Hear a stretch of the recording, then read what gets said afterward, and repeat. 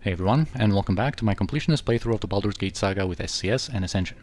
So here we are in Sendai's Enclave, about to step into the lair of the last Lich of the game, and I have already pre-buffed our party members with most of the spells we want to have active.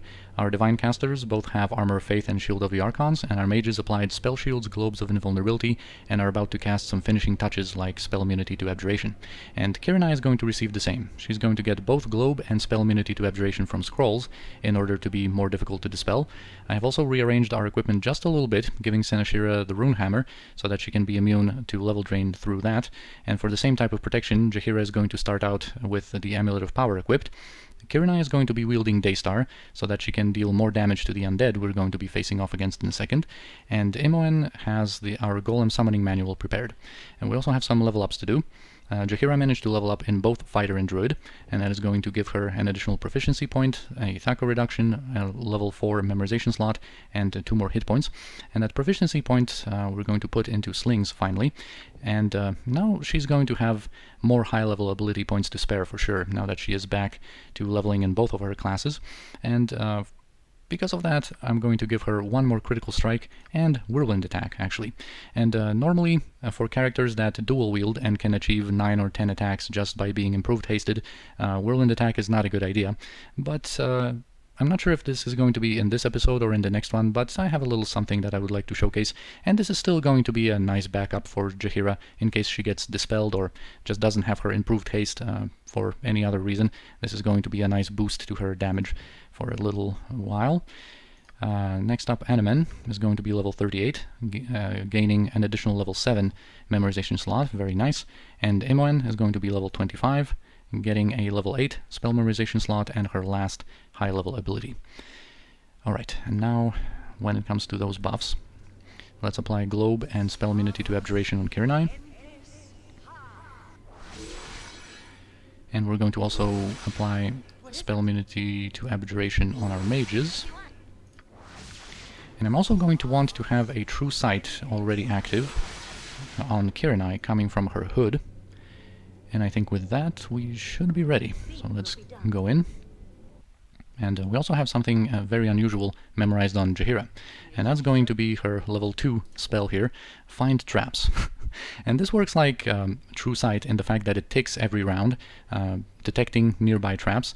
It doesn't disarm them, but the benefit of casting it here is that it actually has a nice range, and it is going to be able to reveal the traps on the stairs here before we even get into the visual range of the Lich and initiate the encounter. And the advantage of that is going to be such that we are going to be able to immediately start disarming the traps once the encounter starts, instead of having to first wait until, for example, Kirina would be able to detect those traps and only then being able to disarm them. So there is going to be a little benefit to casting Find Traps here. Right, there we go. We already see them, and now before we go in, I'm just going to give some basic directions to our party members. We're going to want to position Imoen on the west side. Senashira is going to go straight down south, and I think we're going to already disarm some of these traps with Kirina. Now, Jaheira is going to wait, I think, a little bit... yeah, for a little bit just in front of the stairs, and Saravok is going to step forward a little bit as well, and we're going to have an important spell to cast on Animen. So the protection from Saravok and Jaheira should be nice to keep Animen safe and let him cast his spell in peace. So let's get going. So here's Odamaron. Welcome, Senashira. I have been expecting you. Sendai is a fool if she thinks her petty minions can defeat the likes of you. I, however, shall delight in your destruction. How many more of Sendai's lapdogs must I kill before she comes to meet me herself? I do not serve Sendai. I merely tolerate her existence for my own profit. Perhaps once I have disposed of you, I will re-evaluate my relationship with Sendai. Come, my servants. Wake and taste fresh blood. This is going to be something new from SCS. Normally, Odamaron would be alone here, but SCS is going to give him 4 minions, making the encounter much more interesting. And once we have all of them in our vision, let's pause and talk about them. So of course Odamaron here is the main actor. He is a level 34 Lich, with a decent health pool, but otherwise he is not too different from any other Lich. He is just going to be immune to cold and electricity, like most Liches are, and he's just going to be a very high-level, capable spellcaster, but nothing special about him other than that. Next he has these two Skeleton Warriors available, and those are actually a much tougher versions of the usual Skeleton Warrior. They actually have 180 hit points, they have 4 attacks per round, they can actually dish out some good damage and are pretty resilient, and they are also immune to Turn Undead. And speaking of Turn Undead, we are of course not going to use it here in this encounter, not to trivialize it. But of course, the main additions to the fight are these two apprentices, or apprenti, that Odamaron has. First one is this level 24 Lich, who is also of course a capable spellcaster with high-level abilities and whatnot. And this vampire lady here is also a mage, essentially a level 16 fighter mage, with some spells at her disposal and her vampiric abilities. So yeah, we're going to keep running south with Senashira. We're going to want to deal with this vampire pretty quickly. Imoen is going to deploy our clay golem here, and Animan is going to cast a Storm of Vengeance onto the central platform. I think if we position the Storm of Vengeance around here, it should also probably reach the Apprentice Lich, and this is going to allow us to interrupt them somewhat.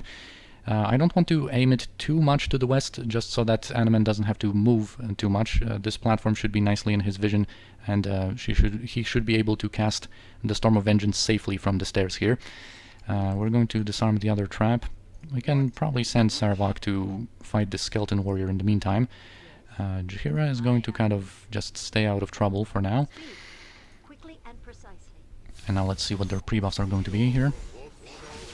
There's of course a ton of them. I think this dark-colored apprentice here is going to be the vampire. Yeah, she has ghost armor, improved invisibility, also improved haste. And now, of course, we're going to be able to distinguish between Odamaron and his apprentice, because fortunately they are named differently. Alright, so let's be systematic here and see what they have to offer. So Odamaron is going to have immunity to Abjuration and Spell Trap. He doesn't seem to have Spell Shield? Odamaron, dude, what are you doing not having Spell Shield? You are going into a magical fight and you don't have Spell Shield? Like your apprentice knows better and is pre-buffed with Spell Shield and you aren't. Of course they also have some Simulacra. The apprentice is actually immune to Divination, so we're going to have to dispel his improved invisibility by using Kirinai. But our True Sight should work on Odamaron at least, and we are going to be able to just dispel him with a single spell strike, seeing how he doesn't have a spell shield active. But the apprentice, do you have anything else? You also have spell trap. Alright, cool. So let's kind of keep moving and see what this vampire lady is going to do first. Alright, she casts Protection from Magical Weapons. So I think without waiting for our True Sight to tick to make her visible and able to be breached, we are going to just quickly cast a Remove Magic on Senashira in the hopes of dispelling her quickly, because this is one of these fights where our fate is going to be determined in the first couple of rounds, so every second counts here. And we're going to move Jaheira and Kirinai closer. Okay, our clay golem is going to be deployed. Let's move back with Imoen, and Animan is casting. There are also some magical Mordenkainen swords here, or one at least. Alright, and so far so good. Alright, Kirinai is going to make herself immune to level drain by using Avoid Death. Our clay golem should provide a bit of a distraction for these Lich apprentices and Simulacra. We'll see. There's a chromatic orb coming onto Saravak. This is inconsequential. And yeah, let's move with Jaheira here, not to have a traffic jam. And Jaheira is going to activate Power Attack here, I think. We're not going to activate Smite on her, because this would likely knock back this vampire onto the other side of the battlefield, which we don't want to happen. But Power Attack is going to allow us to stun her in place and, you know, allow us an easier victory over her, because she is susceptible to stun. Alright, and we can already move in with Kirinai and Senashira. Okay, Odamaron is still invisible, and what are they doing? There's some cursed wound. Our golem is able to attack one of the simulacra. Okay, they are casting Wish, so we are going to have to be wary. We're going to see what types of wishes those are going to be. Alright, power attack is active on Jaheira. Let's just go and kill this vampire as quickly as possible. Alright, unfortunately, we are going to have to deal with the fact that we are going to get breached, and I think they both selected the same wish, which is kind of unfortunate. They have a large variety of things that they can do with these two wishes. Alright, our Storm of Vengeance is on its way as well. That's very nice. But the fact of this breach that is going to affect everyone is that we are going to lose our magical protections against fire, our chaotic commands, our stone skins. It's not going to be too good in this situation, but anyway, let's keep going. Did Odamaron... Okay, he lost his illusions. That's very nice. Once we deal with this apprentice vampire, we're going to be able to quickly cast Spell Strike from Senashira and dispel all of his protections and just take him out of the fight as quickly as possible. Alright, so let's see what happens here. We are dealing some good damage to that vampire with our Club of Detonation and our Daystar.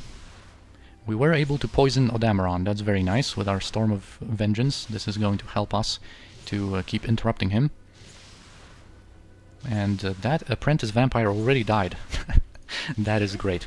Alright, now let's just cast a Spell Strike onto this Lich, and let's move Kirinai with Detect Illusion active near this apprentice Lich, so that his improved invisibility can be dispelled.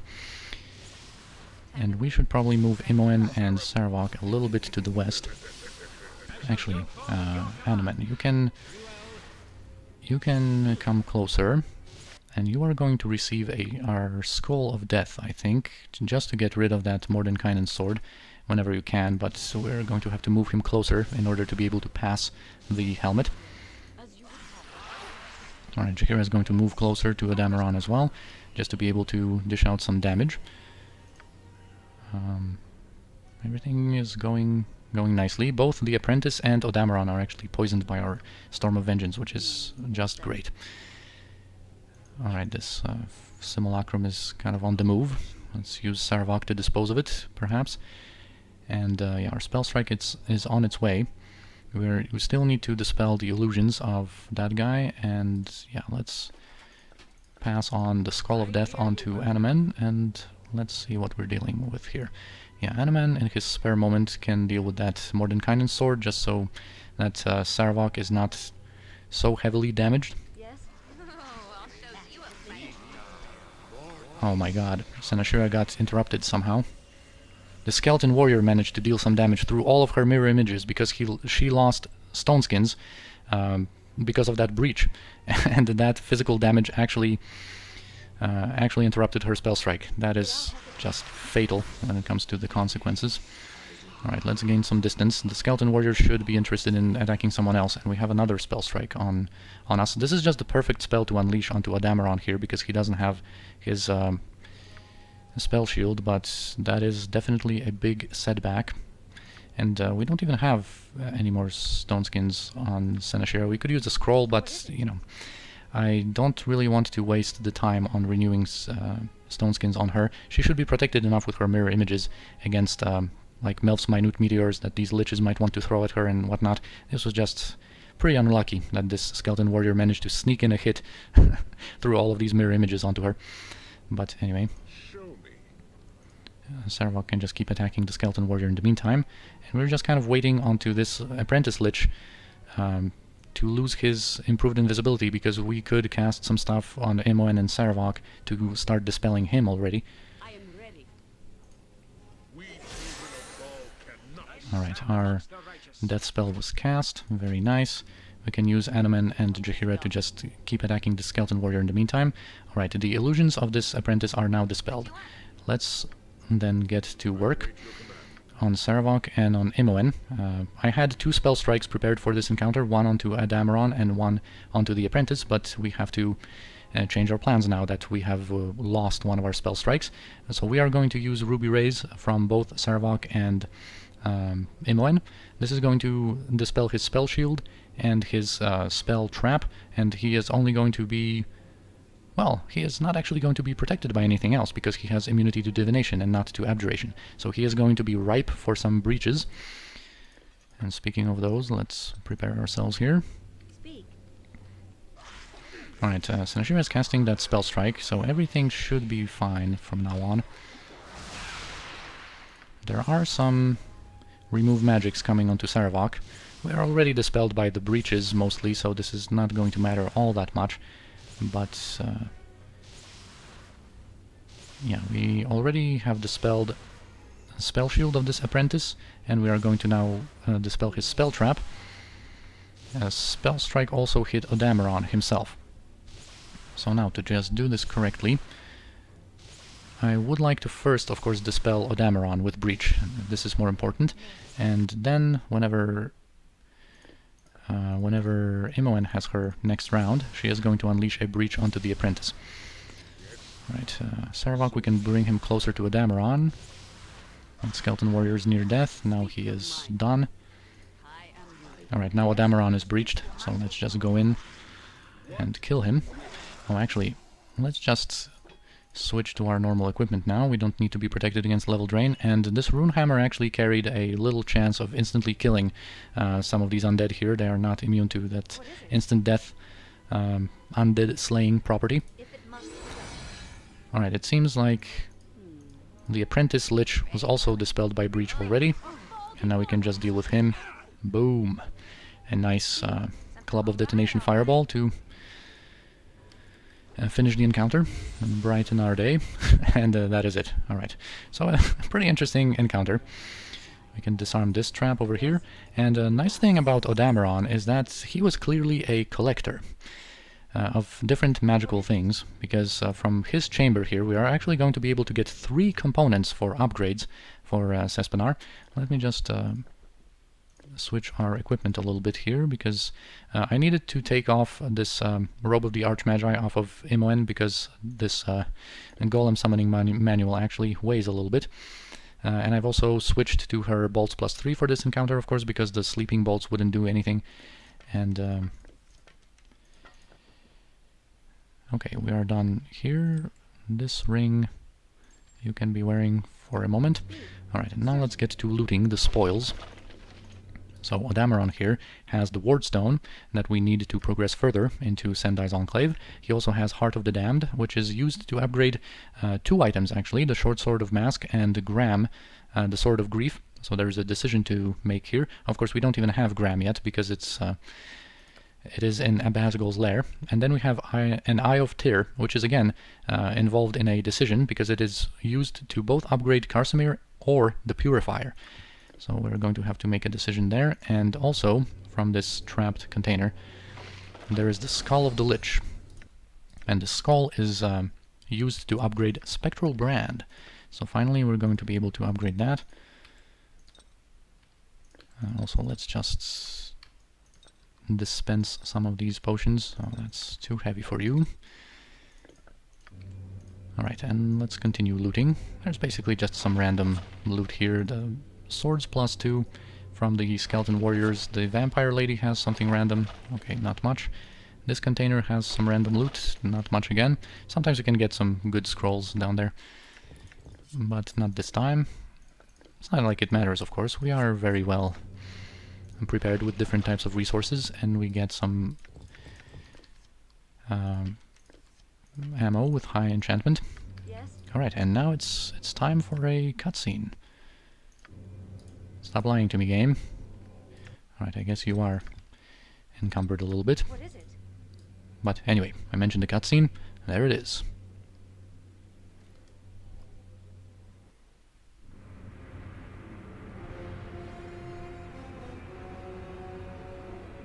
Mistress, your plan has failed.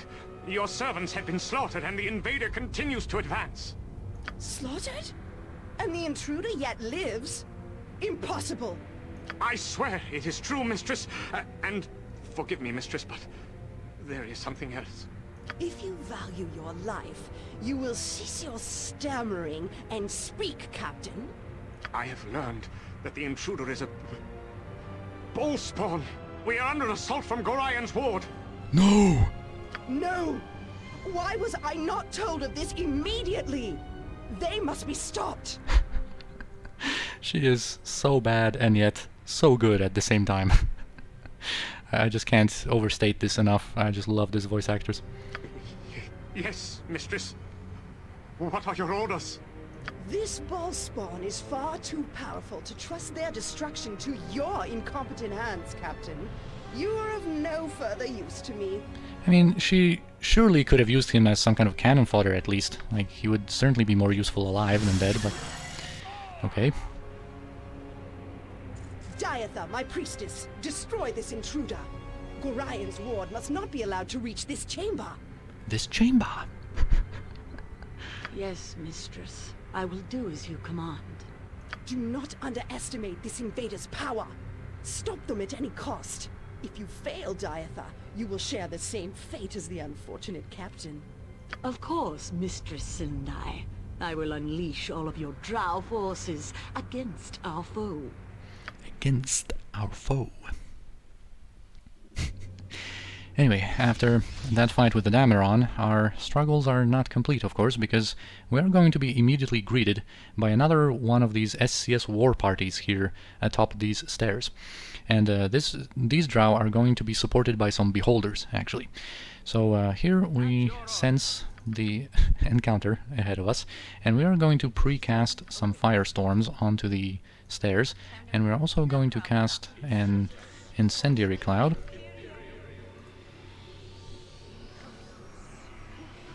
I think we're going to get Saravok to kind of pull the opposition to us. Alright, there we go. There's going to be at least one priestess and at least one mage, 2 beholders, and plenty of these fighter drow. And we're basically going to just soften them up, pull them closer to us, soften them up with these firestorms. The incendiary cloud is more for the beholders, really, than the drow, of course, because it doesn't bypass magic resistance. But yeah, I don't really want to have anything to do with these beholders, so I'm going to just immediately turn back with Saravok. And yeah, now of course our physical damage is quite insane with these over-the-top Throne of Bhaal weapons and whatnot, so once they are properly softened up, these drow, we are going to be able to handily finish them off once they get closer to us. And the beholders should hopefully die somewhere in the back. Now we have to be actually a little careful around fire, because Seneshira and Kirinai are not protected against... well, they don't have any fire resistance. And actually, let's get some Armor of Faith on Animen, just to be more careful here. And actually, you know, on Kirinai it doesn't really matter that she is not protected against fire anymore, because she can just switch back to ranged combat, and she's going to be fine. But we are going to have to just be careful on Seneshira here. Alright, we are just dealing with them without mercy.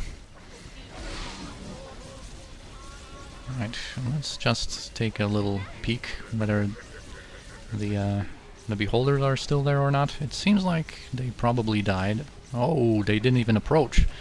That is very bad. Come here, guys. Alright, Death Ray on Saravok, can you withstand that? Okay, you can. Alright, now we have to get these beholders in there.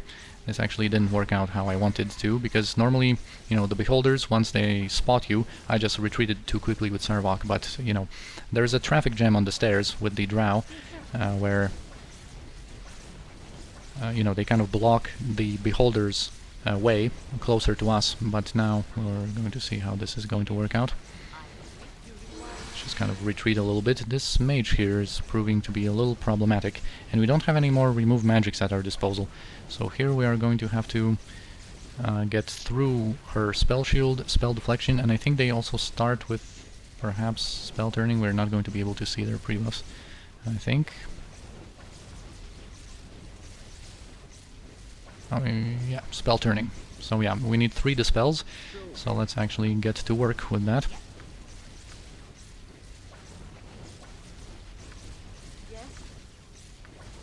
Can even use Pierce Magic just to lower her magic resistance a little bit, once since she is still standing in range of that incendiary cloud effect. Alright, one beholder is coming up. Let's actually try to deal some more fire damage to it.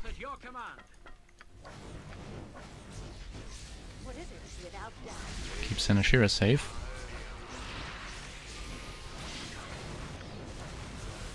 Alright, anti-magic ray on Animen. He is going to be safe, so he is going to proceed further.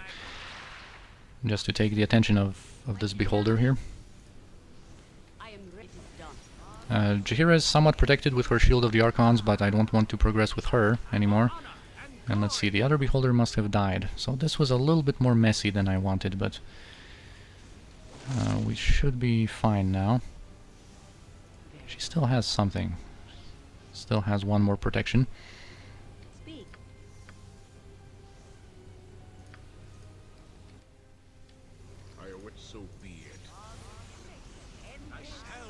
Right, in the meantime we can get this priestess here.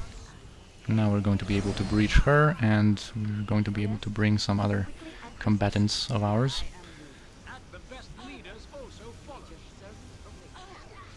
Alright, boom. Yeah, that was a little messier than I expected.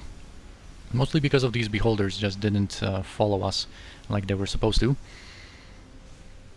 But yeah, basically the people that they targeted, Animen and Jaheira, had some Shields of the Archon charges to withstand some of these rays, and Animen even got affected by anti-magic ray, so he was safe for one round with 100 magic resistance. And yeah, we basically had everyone else in the back except Kirnai, who is kind of expendable, you know. Like, it wouldn't be that big of a deal if anyone died. Of course, we need to protect Senashira, and we want our fights to be clean as possible, but, you know, sometimes this is what happens when things don't go according to plan. Anyway, now we are going to be able to step through this door, and I think we can do one more encounter, at least. Okay. What is it? This will not take long. So let's go in. Deeper into Sendai's Enclave. So here we meet Diatha already. I know you, Senashira, and you have power, but you are not Drow. By Sendai's will, you will be slaughtered in this place. I've heard such things before. Your threats are completely and utterly meaningless. Fool, I am Drow. You are naught but Iblis. Filth! Sendai need not be bothered, for I shall destroy you. Enter Ogremoch's chamber if you dare. Defeat him, and I shall face you myself. Alright, thanks for splitting up your forces like that. Yeah, we are going to enter Ogremoch's chamber. But first we need to just take advantage of our Roranax helm.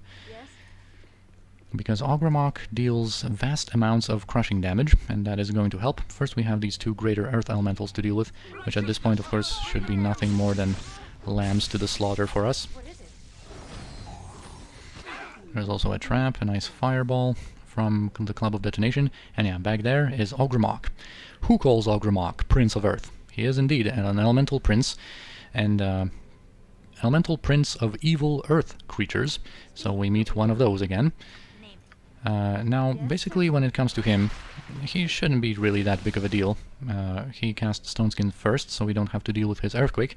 Generally, there is some health to burn on him, because he does have 480 hit points and 85 magic resistance. He is also immune to fire and has some other minor resistances as well. But the most important thing about him is that he just hits like a truck. He has 25 strength and 3 attacks per round, and he can deal up to 64 damage with each hit. So that Roranax helm and any other damage mitigation sources, of course, come in handy very much when it comes to encountering him.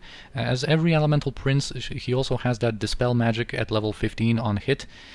He can cast Stone Skins, a lot of them actually, and Earthquakes. But he is not immune to Backstab, for example. He is also a good target to be imprisoned, because he doesn't drop anything, but you know, that wouldn't be a very satisfying way of dealing with him. And actually, not to kill him too quickly, we're actually going to switch off of the Ravager, because he is not immune to Vorpal hits either. So you can actually just kill him instantly with that. And actually we're going to just go out with Kirnai. Oh, Hide in Shadows failed. I think we might have still have had Ogremoch in our vision. But anyway, I think before we allow Senashira to come closer, we're going to have to give her some protections, and I'm not going to dispel his stone skins just yet. We're going to wait until Kirina is in stealth, just so that we can have a clean backstab. We're going to just breach his stone skin once once we are closer to getting that backstab going, because he can sometimes, you know, reapply another stone skin just before we are about to, yeah, just like he did here, just before we are about to backstab. Alright, now we have succeeded. And let's use Imoen's charge of breach here to deal with him. We can also even activate Kai here. And hopefully we're sufficiently behind him. Oh, nice Deathbringer Assault as well, Saravok. Saravok just in this playthrough seems to step up at the most appropriate of times. I like, makes me want to keep him out of some fights, really, not to get too much of a help from these Deathbringer Assaults. But anyway, 110 backstab to add on top of that. So that was a nice 300 damage just in a matter of a second. And yeah, there we go, 56,000 experience for him. Very profitable target. And yeah, I think before we step into this room that is now open, we are going to leave that encounter and I think, and all of the other lackeys that are still in our way, or between us and Sendai herself, we're going to leave them for the next episode. But for now, as always, I thank you for watching. I hope you enjoyed this one, and I'll see you next time.